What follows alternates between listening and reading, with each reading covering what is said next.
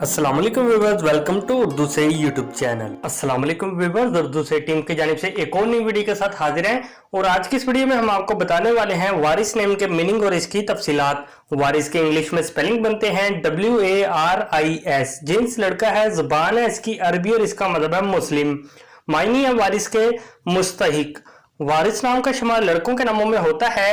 वारिस नाम की इब्तदाई तारीख अरबी जुबान से निकलती है। वारिस नाम के अफराद के लिए खुशकिस्मत नंबर 5 माना जाता है, जबकि खुशकिस्मत दिनों में बुध, जुम्मा और हफ्ता शामिल है।